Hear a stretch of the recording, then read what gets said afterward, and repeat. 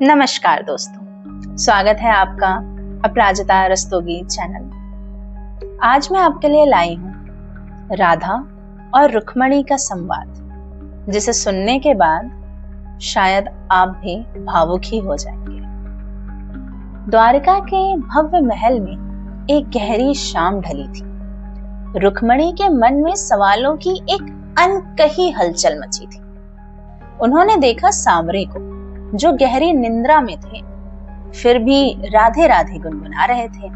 आंखें बंद हों फिर भी जैसे बरसाने की कुंज गलियों में खो जाते थे। रुक्मणी तब गई राधा के पास। रुक्मणी ने पूछा, हे राधे, मुझे बस इतना बता दे, तेरा प्रेम कृष्ण के लिए कितना ऊंचा? मैं द्वारकाधीश की रानी हूं, उनकी पटरानी, उनकी अर्धांगिनी कहलाती। इस राजभवन की मर्यादा और उनके हर सुख दुख में संगिनी हूं। फिर भी क्यों ये सारा जगत केवल राधे कृष्ण का ही जाप करता है? मेरे नाम से पहले तुम्हारा नाम हर भक्त के हृदय में क्यों रहता है राधे? मैं उनके साथ हर यज्ञ में, हर धर्म के अनुष्ठान में रहती हूँ, पर सुना है उनकी हर श्वास में केवल तुम ही बसी रहती हो। क्या कमी रह गई मेरे त्याग में? क्या कम थी मेरी निश्चल भक्ति कि मैं पत्नी होकर हार गई और तुम प्रेमिका होकर जीत गई? मेरे पास उनका ऐश्वर्य है, ये स्वर्ण नगरी, ये राजसी सम्मान है, पर कहते हैं कि उनकी बांसुरी में, हर मधुर ताल में बस तुम्हारा ही नाम है। राधा मंद मंद मुस्कुराई, जैसे कोई बहुत गहरा राज खुल रहा हो, जैसे विरह की तपती अग्नि में प्रेम का शीतल अमृत सा घुल रहा हो।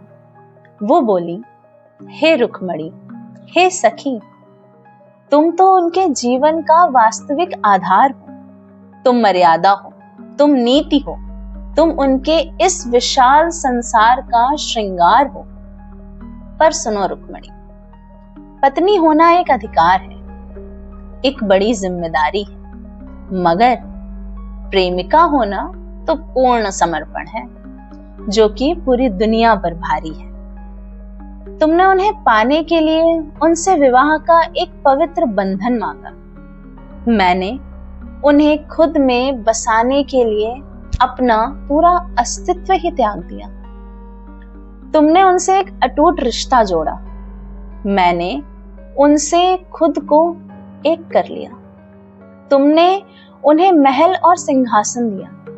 मैंने उन्हें अपनी हर श्वास सौंप दी। रुक्मणी, तुम उनके दिन का उजाला हो, उनका राज, उनका काज हो, पर मैं वो मौन खामोशी हूं जिसमें छिपा कृष्ण का हर सुर और साज हो। तुमने उन्हें तब देखा जब वे द्वारकाधीश थे, द्वारका के नाथ थे और चक्रधारी राजा बने। मैंने उन्हें तब चाहा जब वे एक छोटे से माखन चोर ग्वाल बाल रहे।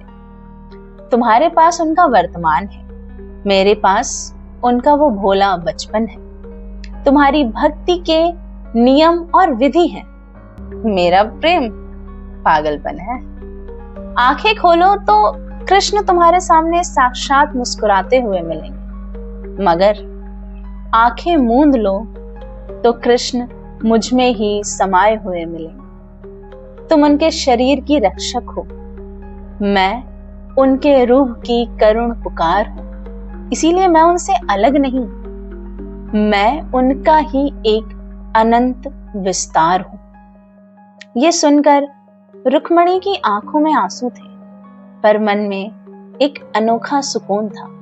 उन्हें समझ आया कि राधा का प्रेम कोई साधारण नहीं, एक दिव्य जुनून था, जहां मैं और तुम का भेद मिट जाए, जहां राधे श्याम का जन्म होता है, जहां कोई शर्त, कोई बंधन ना हो, वहीं सदियों तक प्रेम अमर रहता है।